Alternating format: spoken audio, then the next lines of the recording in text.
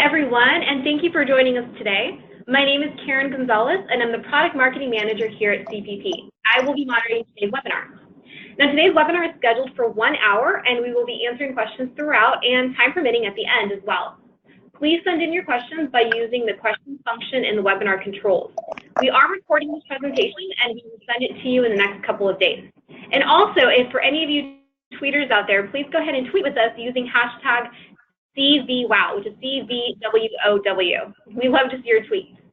So we'd now like to introduce you to two of our presenters, starting with our guest presenter, Ed Hidalgo. Ed Hidalgo leads the World of Work transformation at Cajon Valley USD, and he will discuss his personal journey with the strong interest inventory family of assessments as a core component of integrating career development in K through 12. Ed has reached thousands of students with new technologies developed by CBB Innovation Labs that have maximized the student impact of his work while amplifying human connections in varied settings. His journey includes innovative career development initiatives at Qualcomm, Workforce Labs, Think a Bit Labs, University of San Diego, and now Cajon Valley. Now our second presenter is Chris Mackey. Chris Mackey is the General Manager of CBB Innovation Labs, a division of CBB, the Myers-Briggs company. His most recent endeavors include working with high school, post-secondary institutions, and employers to expand access to personality and interest insight for individuals while providing strategic insight to the organizations that serve them. He will be providing a brief overview of how key functionality of the Vita Navis lifelong learning platform can be used by higher ed partners to engage prospective students and the larger community with super strong assessment. Now, again, I'd love to encourage you to please send in your questions throughout so we can make this more interactive. And quick note, we will be playing videos throughout, so if you have any issues with audio, GoTo usually shows you a little note that says you can turn on your audio so that you can hear them. So just a note on that. But now I'd like to turn over the webinar to Ed. So welcome, Ed. Hi, Karen. Good morning, and good morning to everyone on the call today. It's an honor to be here, honor to be representing our work in Cajon Valley, and certainly the work that we're doing with CPP. It's always a unique opportunity to be able to share a little bit about your story, and I can't remember the last time that I really shared the story kind of from the beginning to where we are today, and it has been an amazing blessing, and certainly have loved doing this work. And so for those of you on the line, and perhaps you're working in universities, perhaps you're career counselors, coaches, I hope this story resonates. I hope the work that we're doing here resonates with you, and hopefully brings you some new thoughts and ideas around the work that we're doing. Certainly as we think about the world of work and how it's changing, the dramatic changes that are happening globally, how people are connected to work, is changing, and it always has. Certainly, that's always been a part of transitions throughout each generation. Kind of the role of work, how we do work, and how we gain access to it. It certainly does seem like it's changing faster than ever due to technology, and certainly many of us are kind of waiting to see, in some cases, what it's going to look like in 5 and 10 years from now. Will we be riding autonomous vehicles, and kind of what will be the impact of robotics and artificial intelligence and other technologies in the workplace? Will entire swaths of work go away, and what new careers will evolve? So our work is really about preparing young people for that unknown future, and so I hope that you appreciate our time together. I hope that you ask questions, and so let's kind of dive into it.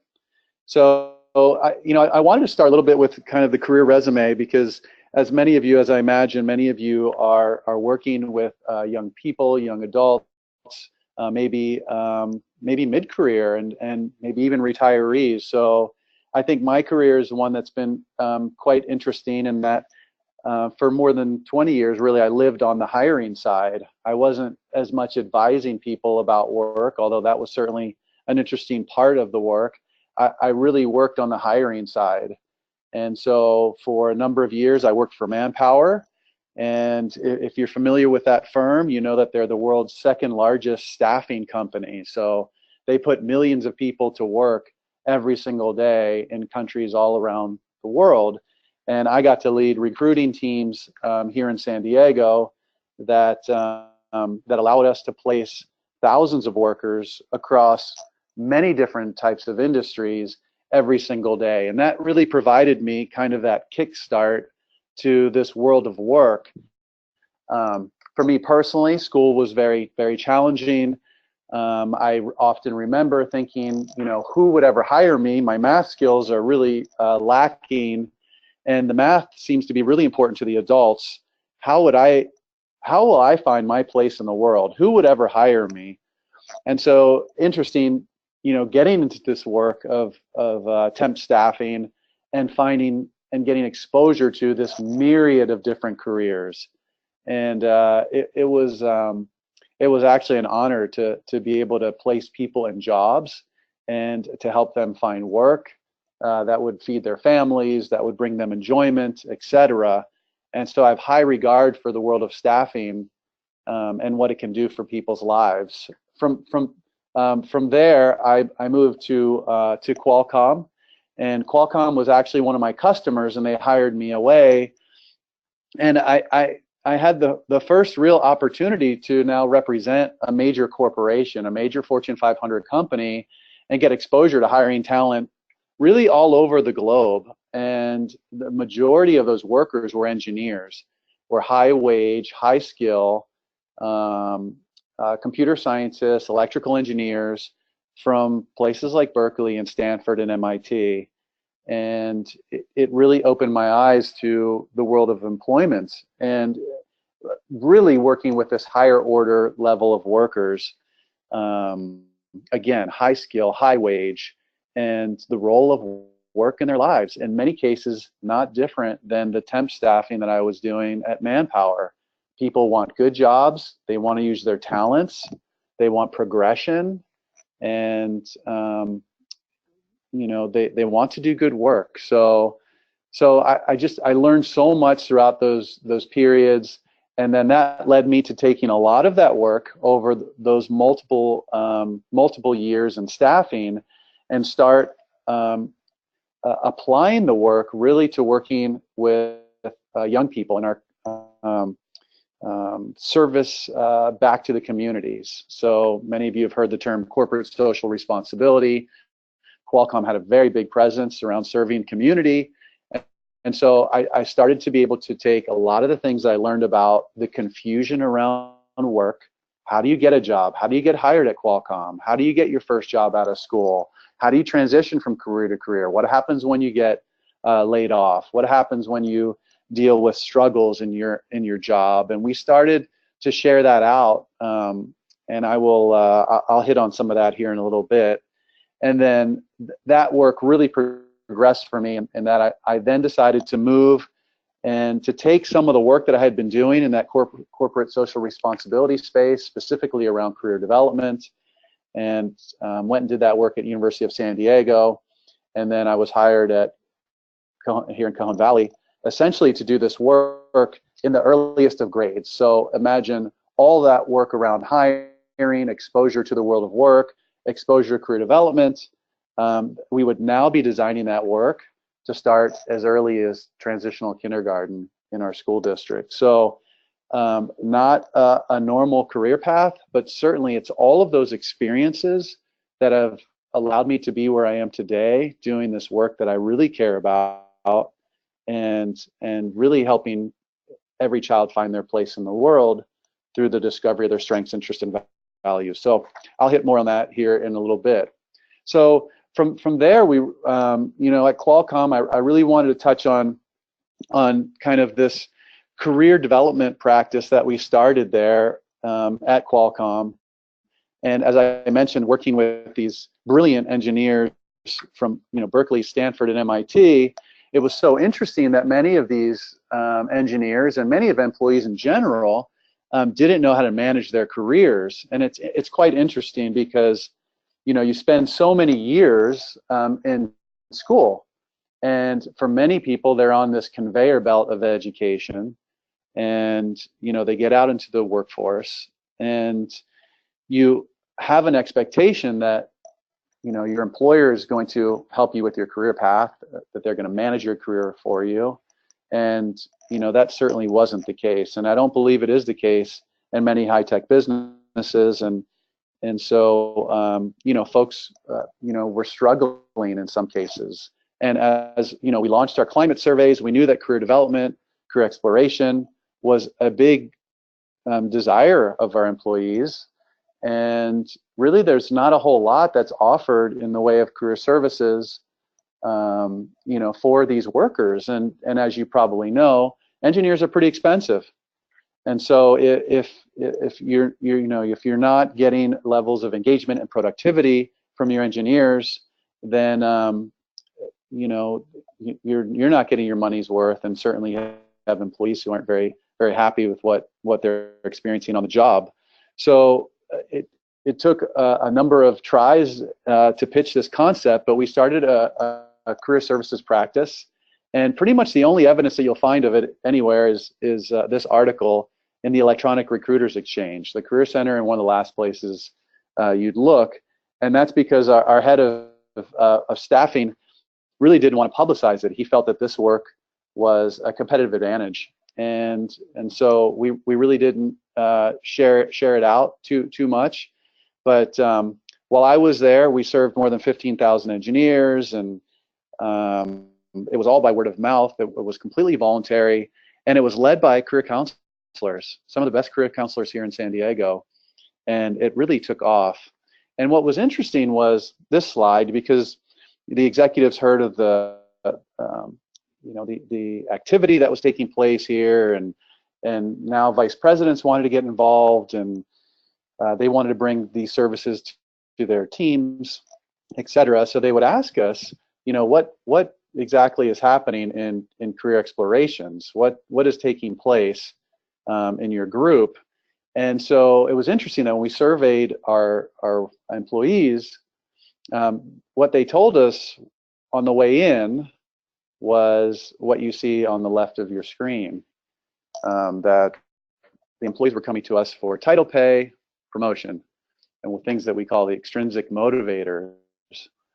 And then it was interesting that upon exiting the practice, the employees were now telling us that they were really looking for meaningfulness, purpose, and what we call progress in their work. And that was a big mindset shift in our views, to be able to shift their thinking from the extrinsic to the intrinsic.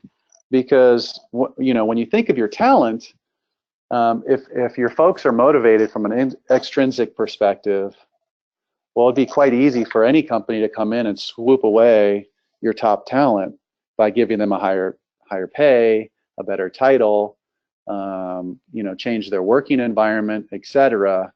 But if your employees can be engaged from an intrinsic level around the meaningfulness and the purpose of work, and their competence and having choice and gaining trust, well, it's a little bit harder to pull somebody out of a company when they've kind of found their place, so to speak, when their work is meaningful. And so this was a big aha moment for us, and it really kind of was that litmus test around, why are folks coming? What are they getting out of it? And that work continues on to this day at the organization. So if you ask, what were you doing in that environment? Well, I would say that the foundation of the work was really around the identification of and coaching around the concepts of strengths, interests, and work values.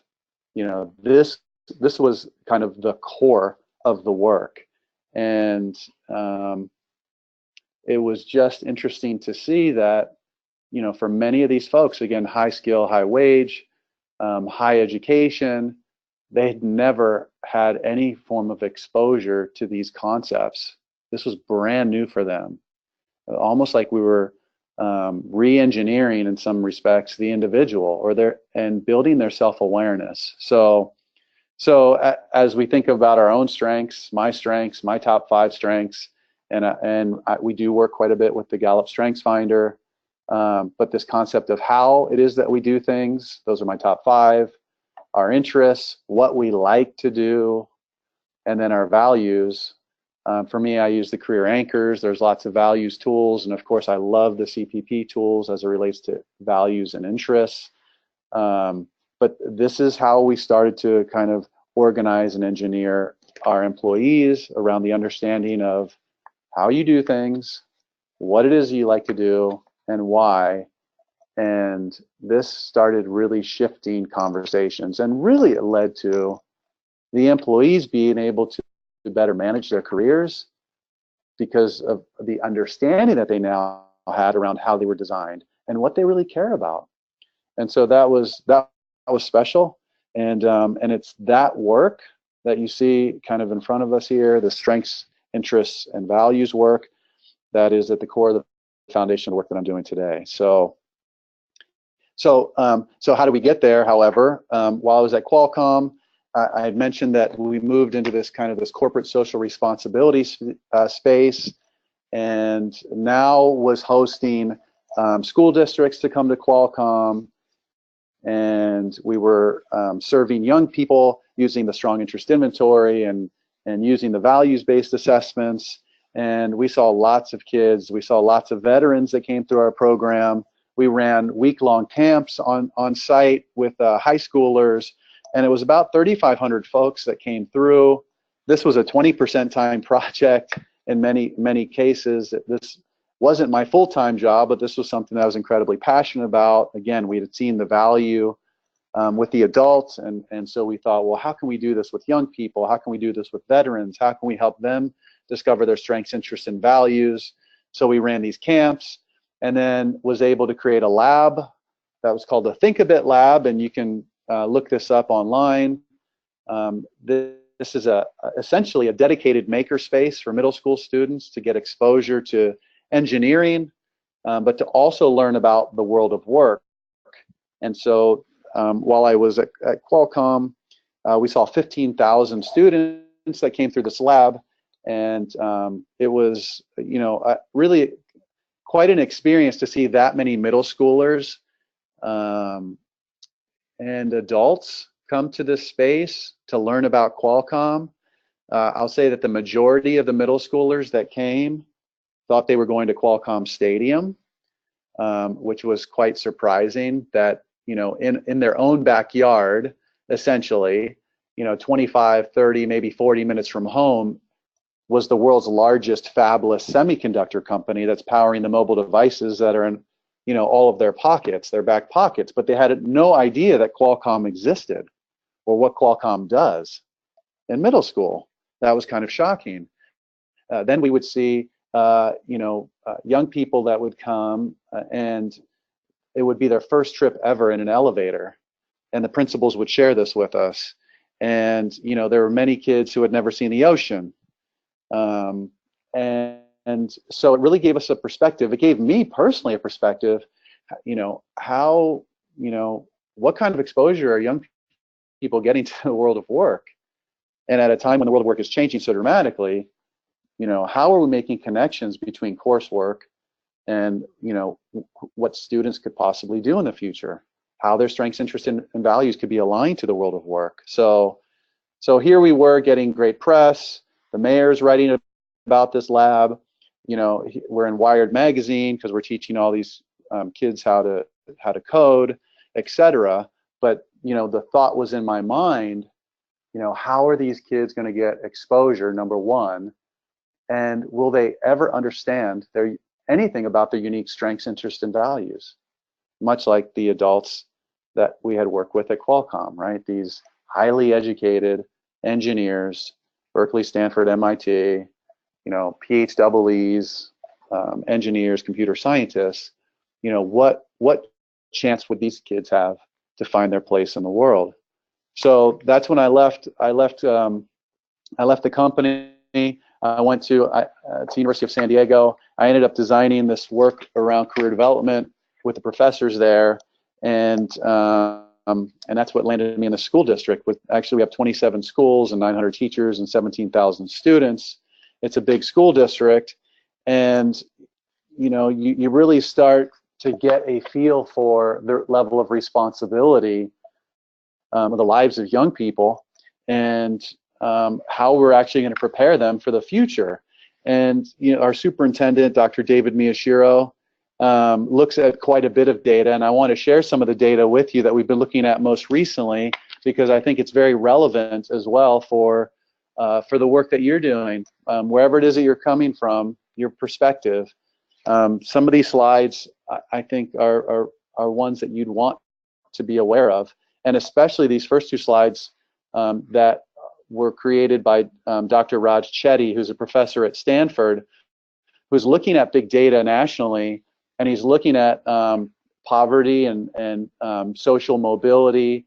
And so it's incredible to see this slide where you look at kind of that vertical axis, mean child income rank at age 30, and on that horizontal axis, you look at parent income rank. And what you see very, very clearly is that the kids' futures in many cases are baked based on their parents. So are we saying that zip code in some cases bakes the future for a child? And if this is the case, how do we break this cycle? And so this is an unbelievable slide, and we believe that it's our responsibility to do something about it. When we look at the fading American dream, more Chetty research, and again, you can go and look at all this either through Brookings or through his work at Stanford, and it's census data that they're looking at. They're looking at a bunch of big data, but this is real. This is real for our children. And so how will we break this cycle? And then even more close to home, because that was national data, is this data right here in our own backyard. Here in San Diego, we have 41,000 young people ages 16 to 24 years old that are not in school and they're not working. And we call them our disconnected youth. And this is research and data that's come from our Workforce Investment Board. Perhaps you've heard of your own local WIBs. They should be tracking this data with your local governments. But this is a big topic. And for us, we're fifth on this list where you see El Cajon and Santee. We rank fifth on this list of disconnected youth. And so, whose responsibility is it to prepare young people for the world of work? How are young people going to connect their future possible selves if they don't know who they are, what their strengths are, what their interests and what their values are? How will they make those connections? And how will that affect their desire to stay in school, to connect their current self to their future self? That's the work that we're doing. This is the work we need to concern ourselves with. And there's a number of articles that you could research, like this one from our local Union Tribune that speaks on this issue much further. And for us, Latinos make up a significant portion of that 41,000, close to 50%. So this is the work that we're doing. This is the work that we care about. This is the work that has started back from my days at Qualcomm. These concepts of strengths, interests, and values. And so as children are asking, these questions, right? How is this connected to the world of work? I hear this from teachers all the time. Students are always asking, well, why does this matter? Why does this work matter? What I believe students are really asking is, how do I matter? How am I connected to the world of work? Why am I here? And so how are we doing at answering that question for kids? Anywhere through the educational journey. How are we doing at connecting kids with their place in the world? So we believe that we need to close that gap. We need to make it super relevant for young people and for teachers. And we do believe that education in the world of work, we must close that gap. And if we don't, we'll have more students that are confused about their futures. And I don't believe pathways are enough of an answer to these questions. I believe that we really need to focus not just on exploration and exposure, but also self-awareness. And I'll share that a little bit more about that in a minute. So I'm going to skip that slide, and I'm going to move right to our community mission. I want to make it clear that the work that we're doing, and we're actually building kind of that bridge between education and the workforce and business. Our work is deeply steeped in with our city mayor, our chief of police, our chief of fire, our city operations teams, etc. And so, as a community here in El Cajon, this is the mission, and it's to make Cajon Valley the best place to live, work, play, and raise a family. And we, as the body of education here in K-8, feel that this is an important role that we must play. As we look even more deeply at our vision, it's that we need to develop happy kids and healthy relationships on a path to gainful employment. And so we don't believe that happiness for a child should only be on the other side of success. That kids should be able to come to school every day and be happy, to develop healthy relationships. But we know that there must be a path for them to gainful employment. And we know that children from a very early age are curious about their place in the world.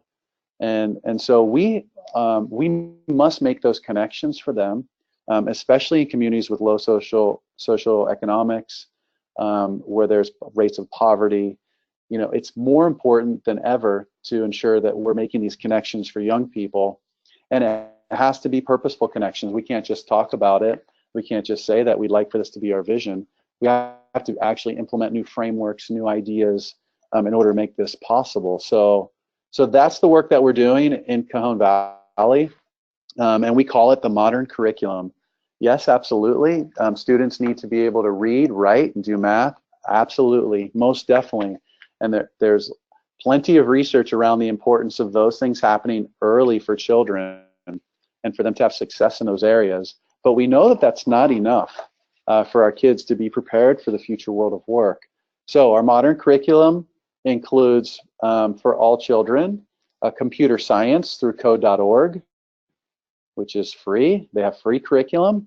It includes presentation literacy through TED-Ed, also free curriculum through the TED organization. I'm sure you've all seen TED Talks. It includes social emotional learning through Sanford Harmony, which is also free and easy to access for educators. And the fourth is what we call the world of work. And in that case, based on our model and based on the work that we've been doing with CPP, that is work that we had to create. We had to design. We had to make it because it did not exist.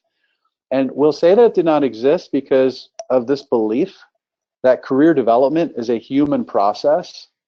And so I understand that there are many software programs, there are software curriculums, there are lots of tools and apps to allow young people to explore kind of who they are and how that may connect to the world of work. But that is not sufficient to help a young person or a young adult to really build their self-image, build their self-concept. It really takes so much more, and especially in communities where the communities are struggling, where people are struggling, it's that much more difficult for young people to start to develop their own self-concept when all around them they see struggles and pain and difficulties and failure. Our teachers have 180 days to develop a relationship with a child.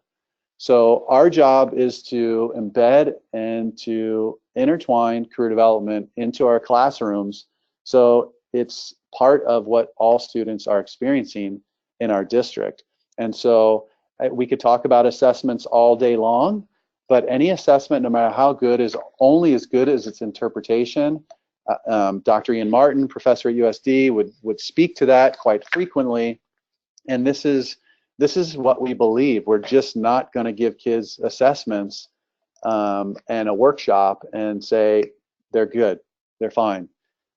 This is really a lifelong process that takes so much more time to help young people develop that sense of self. So, and really this work is steeped in research, and that's why I add the research lit here. When we started with our theory of change and our theory of action, and then building our frameworks, we started with the theorists that had created the work well ahead of us, and that had helped us, design our guideposts for the work that we would do. And I'm sure that most of you or all of you are familiar with these important bodies of research, from social cognitive to the strengths-based movement, moving away from deficits, and Douglas Super, the concept of lifespan, right? That we're traveling through these mini cycles of careers throughout our entire lives, all the way through retirement.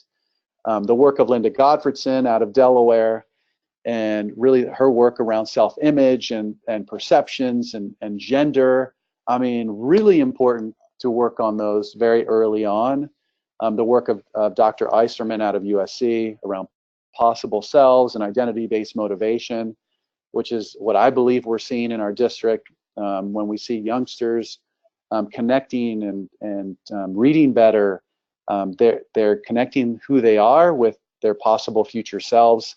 Of course, the Riya Sec, and of course, the theory of work adjustment, both person, environment, and fit areas of research. So all of this really grounds our work. But I love this quote from Dr. Peter McElveen. He's a researcher out of Australia, but kind of like synthesizing that previous slide to where does career guidance fit? And so I love the statement that it's all about learning. Career guidance is all about learning. It's not a point in time. It's a lifelong process. It is embedded contextualized learning. It shouldn't be another thing in the classroom. It should be embedded with math, science, reading, presentation. It is about education, right, and growth. And it is transformative when we understand the why, when we have the context around what we're learning in the classroom. Young people grow, they get excited about school, they see that there's a place in the world for them. And so it's these kind of core tenets that led us to the work that we're doing today and our framework. So this is our career development framework. This is what we've designed in Cajon Valley for every child, every grade, and every year. That every child would participate in this 3 core process that we call the mission of me, and that they would experience a level of self-awareness, their strengths, their interests, and their values. And certainly that's how we tie back to CPP in many ways, and the use of the super strong and on the VitaNavis platform and the strong interest inventory, etc. And that every child, of course, would have exposure to the world of work. We often say, how does a child aspire to a career they don't know exists? We must give them exposure. And then thirdly, that every child would have the opportunity to tell their story. And we can think very clearly why that's important. As your first interview, when you step into human resources, what's the question that you're going to be asked? Tell me about yourself. And how much we struggle with even that basic question. Tell me about yourself. It's a hard question to answer, but it's not quite so difficult, or as difficult, when we understand who we are, how we do things, and why. And that's all about the 3 core process: self-awareness, exploration, and the ability to tell my story. So after the career development framework, you might be asking, okay, well, how are you actually integrating this? How is this happening in classrooms? So we've designed an integration framework that we're using in our district for every child, every grade, every year. There's 4 levels of exploration where students can connect their learning and businesses can connect their work. And so, so every child will receive exploration, a level 1, a level 2 simulation. They'll meet a pro in level 3.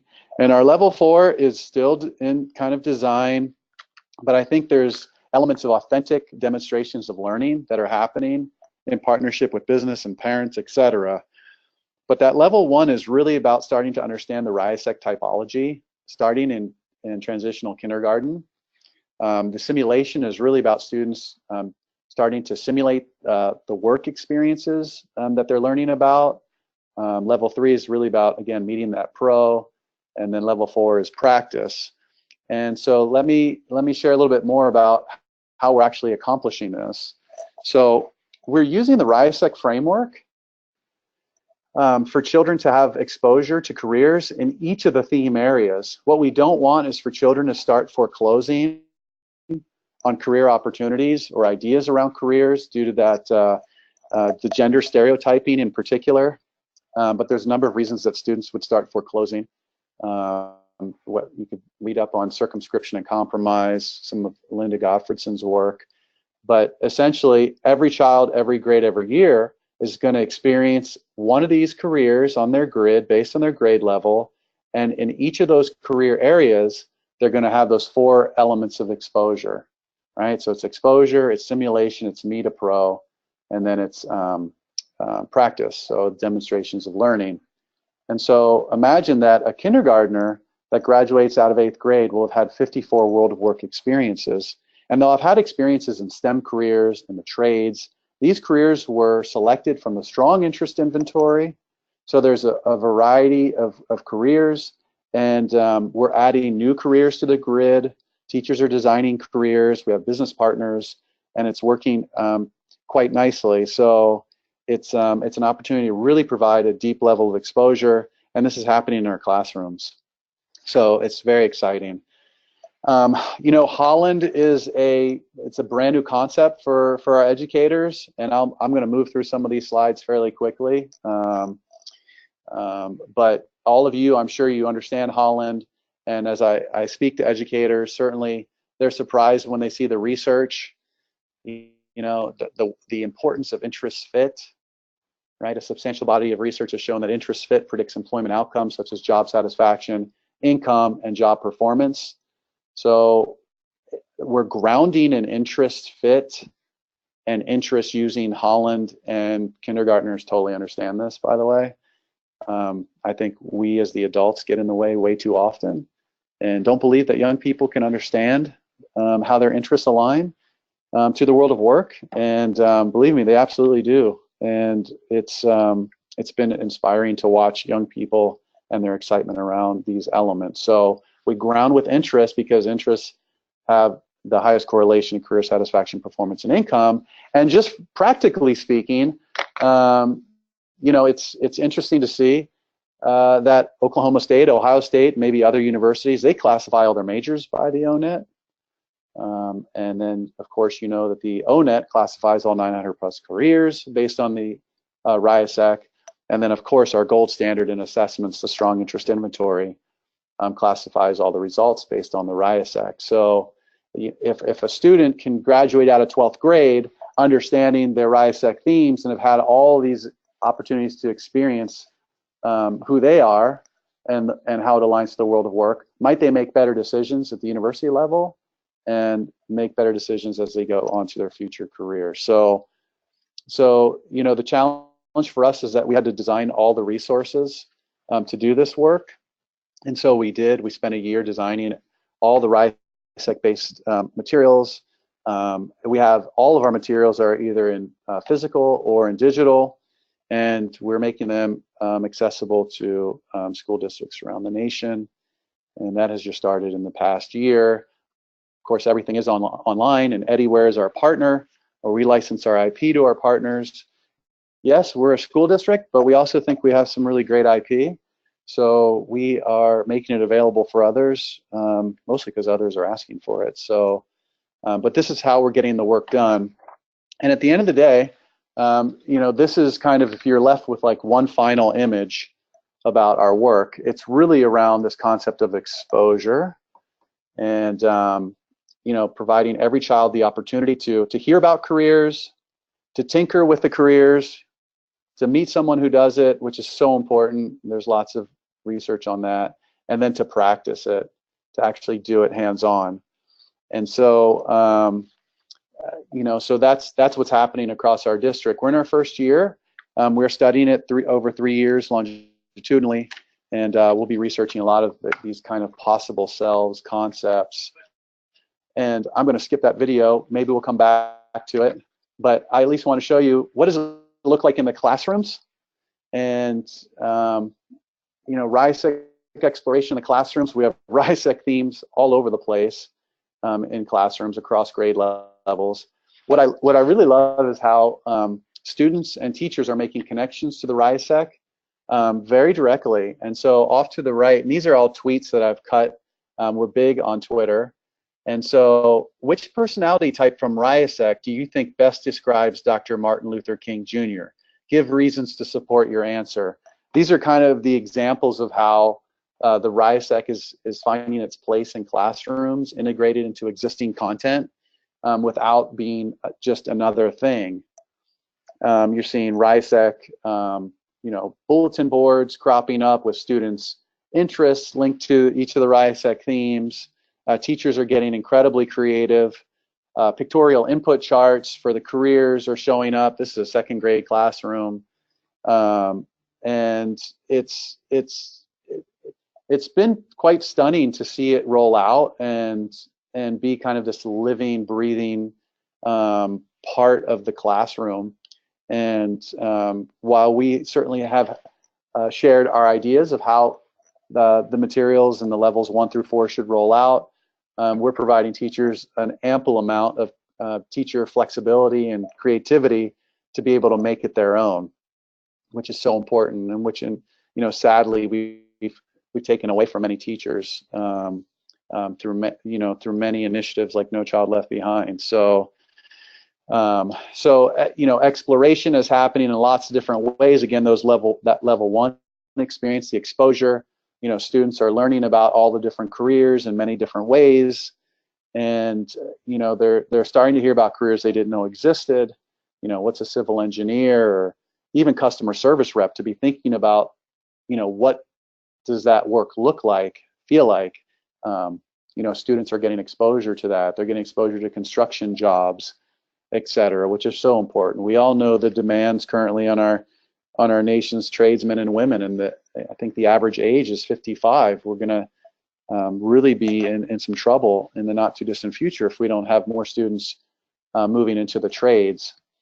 And then our level 2 simulations, they look like lots of different things, and we've created all the simulations digitally, and students are building roller coasters, and they're designing cities, and they're again putting on kind of the impact of the work. They're simulating and being that civil engineer for the day. So that's a level 2. Level 3, students are meeting pros, and I'll just share for one quick second that we have a great partner. If you haven't heard of Nepris is a social media platform that connects business people to the classroom virtually using the Zoom technology. And in this case, one of our very first teachers to use the technology, because certainly it's scary using new tech, but essentially you go into the system and you put in a search request for the talent, and theme park engineer is one of our careers on the grid. And this was an Imagineer from Disney who came into the classroom virtually from his office and was able to speak to students about being an Imagineer. So it's hard to scale field trips. It's hard to scale business people coming to the classroom, but it's very possible to scale level 3 Meet a Pro experiences when the pros are coming in virtually through a technology like Nepris.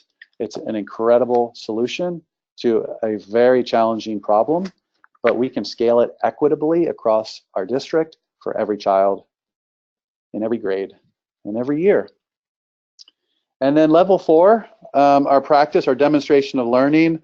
I wanted to share this because our students, these are 3rd grade students that are building their own websites and in 3rd grade, and they're building their own Google sites based on their own strengths, interests, and values.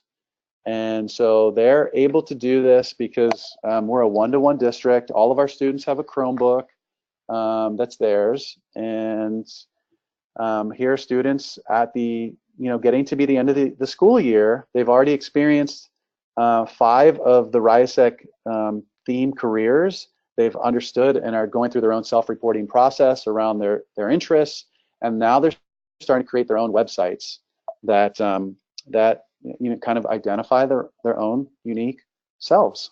their own unique qualities and characteristics. So it's to me, it was an awesome example of what's possible when students get exposure to all of these important themes. So I want to transition and just kind of touch a little bit here on why CPP and why Vita Navis. I think well, I'm going to hit on that on the next slide. So I'm just going to jump into it. Why do I work with CPP? Why do I use the Vita Navis? Well, I don't think we can look past the importance of validity, reliability, and the empirical nature of the work that's created out of CPP. And it's very easy for developers to go out and design questionnaires and kind of sexy assessments that look slick and cool, but they don't have the research behind them. There's no validity or reliability. So are we really comfortable sharing that with students?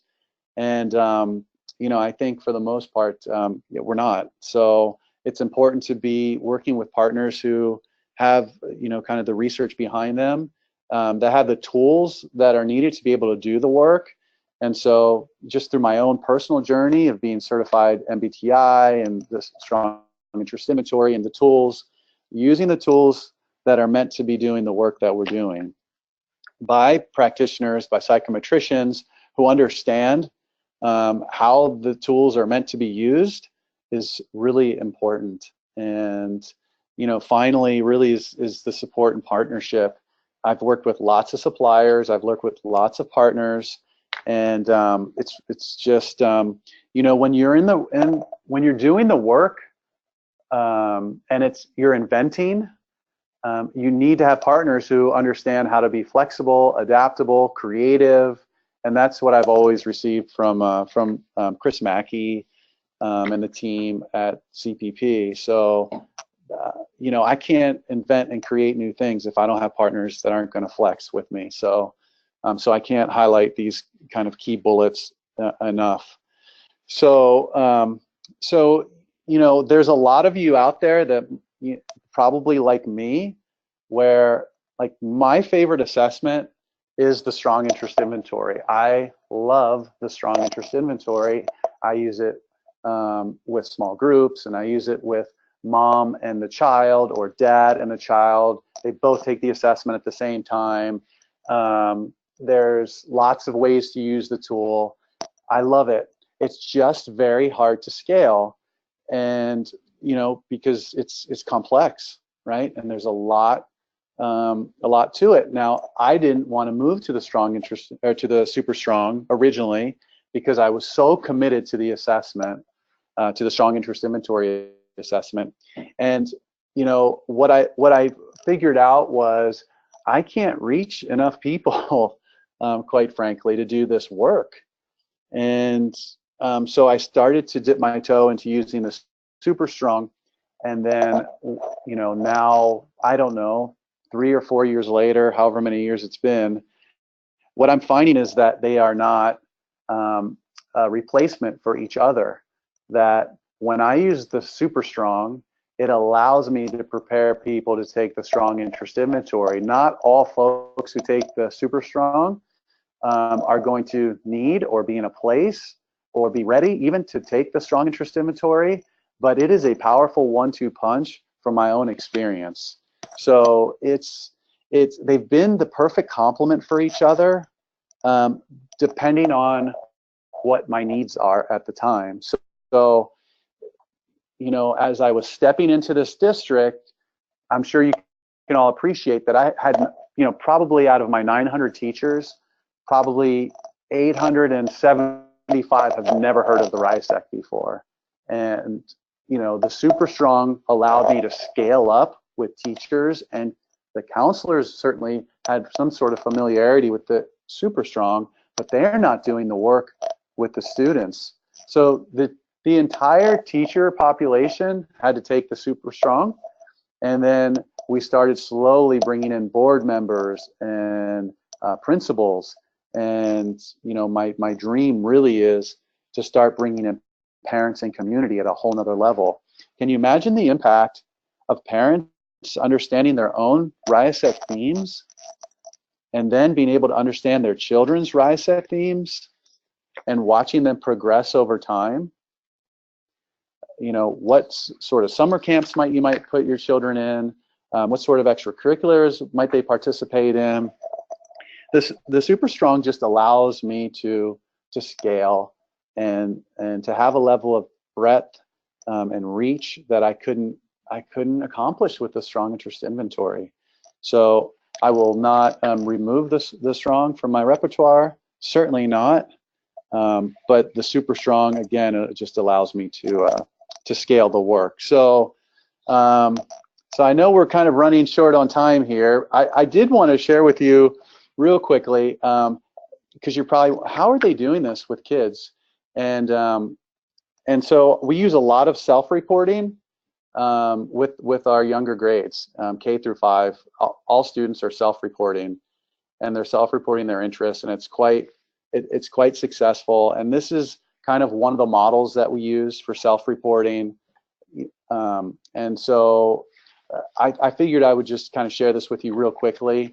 So, you know, when I start with students and teachers, they begin by exploring the Riya Sec. Like at the beginning of the school year, this is what they're doing. And they're watching these 6 YouTube videos created by the University of Buffalo, the counseling department there, which provides a description of each interest theme. And it's very useful. I don't know if you've ever seen them before. We can certainly share the links. I was intending to share, but I think we'll run out of time. As students as early as kindergarten are watching these videos on mute, because we're not using the voiceover for youngsters, and we're slowing down the speed on YouTube to about half the normal speed, as students completely understand what's happening in these animated videos. I highly recommend that you check them out. And then students are identifying which themes resonate most for them.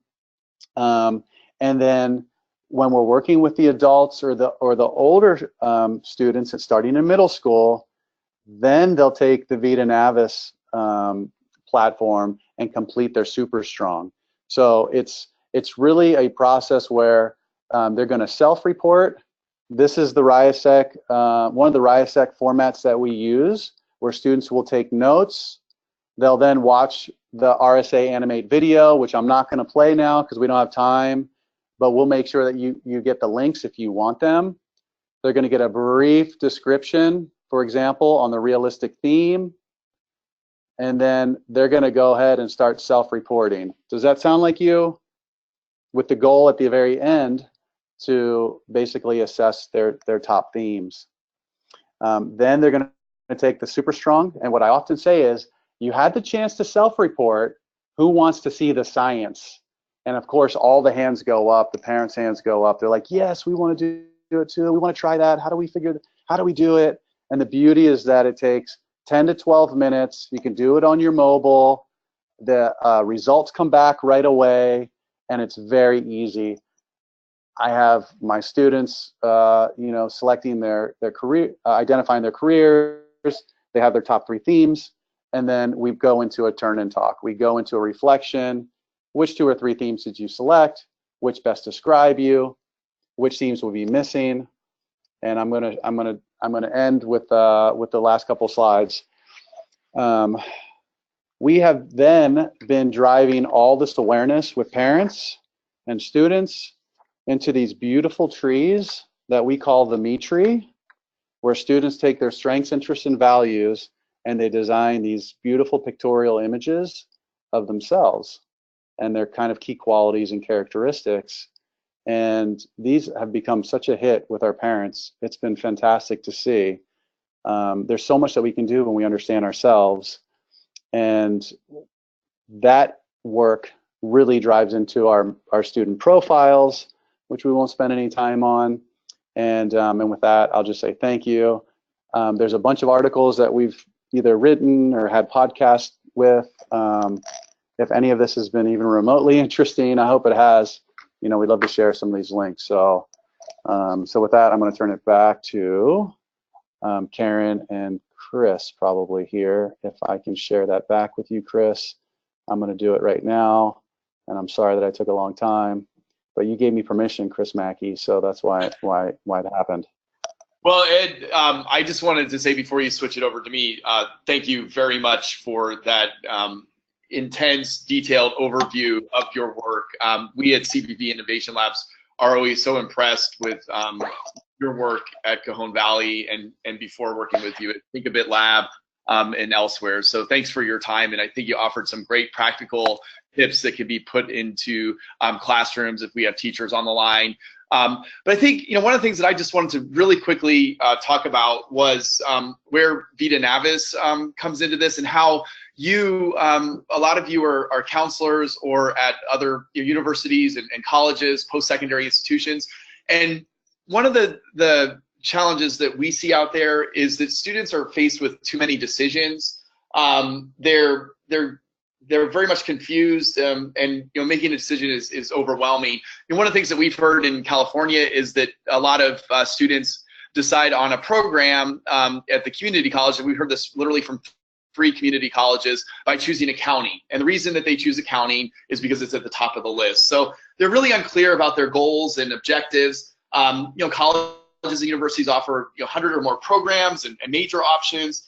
And at the same time, colleges and universities too often struggle to meet individual advising needs. So we really have focused on the Super Strong, on Vita Navis, to help students align their interests with a future goal.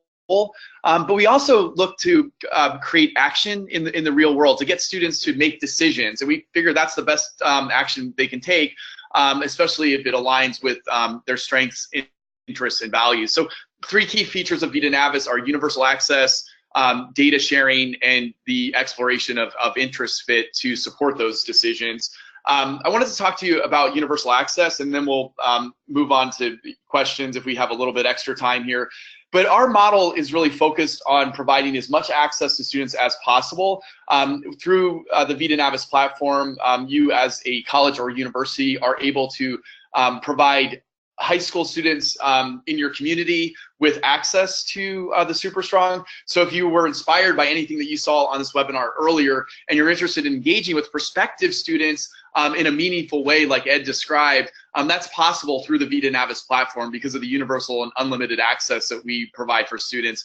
And at the same time, what we seek to do is provide you as counselors, as admissions advisors, as academic advisors, and as administrators, we seek to provide you with insight that can help you support student success through more insight into the entire student population, their interests, and how they align with what they're studying in that profile. So with that being said, I'll mention that you'll be receiving an email as an attendee of this webinar from CPP, from us.